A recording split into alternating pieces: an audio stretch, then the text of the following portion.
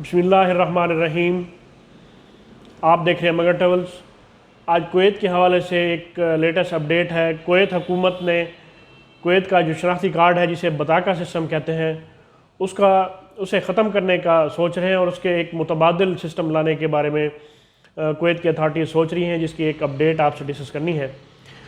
تفصیلات کے مطابق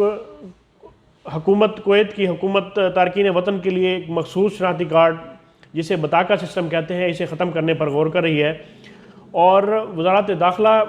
نے متعدد اس کی سرویز کے بعد ایک کمپلیٹ پلان تیار کیا ہے، جس کا مقصد تارکین وطن اور رہائشیوں کے سول جو ایک آئی ڈی کارڈ ہیں ان کو منسوخ کر کے صرف کویتی شہریوں تک محدود ان کو رکھا جائے، اور رہائشی امور کا مقصد کویت میں غیر ملکیوں کے لیے ایک مخصوص میگنیٹک کارڈ جاری اس کا کرنا ہے، جو اس کا متبادل ہوگا اور جس میں ان کے تمام اعداد و شمار وغیرہ جو بھی پرسنل ڈیٹا ہے وہ اس میں شامل ہوگا۔ جو ایک میگنیٹک کارڈ ہے جو تمام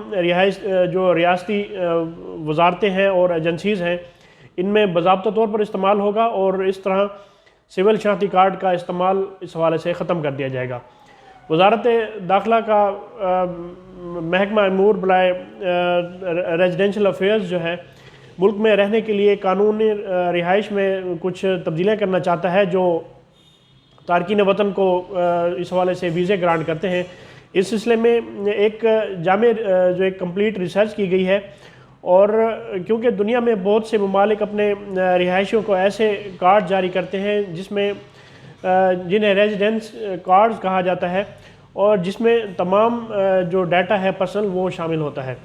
اس حوالے سے سول شناختی کارڈ صرف کویتی شہریوں تک ہی محدود کر دیا جائے گا، اور اس سے پبلک اتھارٹی برائے سول انفارمیشن آفس میں جو ایک رش ہوتا ہے یہ بھی کم ہو جائے گا۔ اور ایک رپورٹ کے مطابق PACI کے قیام کے بعد سے اب تک تقریباً 30 ملین کارڈ جو ہیں وہ جاری کیے جا چکے ہیں۔ یہ فیصلہ متعدد تجربات اور اس حوالے سے سرویز کے بعد کیا جا رہا ہے، کیونکہ تارکین وطن جنہوں نے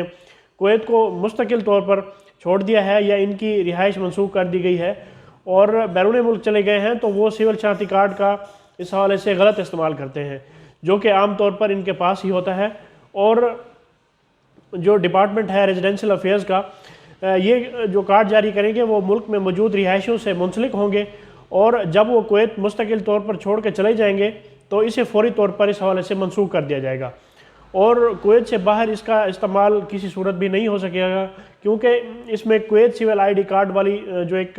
خصوصیات ہیں وہ اس حوالے سے نہیں ہوں گی۔ یہ ایک اچھا آلٹرنیٹ ہے، کیونکہ کویت اپنا ایک جو مس یوزیج ہے اسے بھی ختم کرنا چاہتا ہے، اور اس کا ایک آلٹرنیٹ سسٹم جو صرف اور صرف کام کرنے والوں کے حد تک جو لیبرز ہیں وہاں پہ جو جاب ہولڈرز ہیں ان کے لیے ہوگا، اور جو وہاں کے پرماننٹ سٹیزنز ہیں ان کے لیے ایک جو پرانا ایک سسٹم ہے جو سول آئی ڈی کارڈ ہے وہ وہاں تک محدود رہے گا۔ تو اس حوالے سے یہ ایک اچھا سسٹم ہے جو کویت لا رہی ہے۔ یہ ایک اپڈیٹ تھی جو آپ سے ڈسکس کرنی تھی۔ اس ویڈیو کو لائک اور شیئر کیجئے اپنے دوستوں میں۔ مجھے اگلی ویڈیو تک کے لیے اجازت دیں۔ اللہ پاک ہم سب کا حامی و ناصر ہو۔ اللہ حافظ۔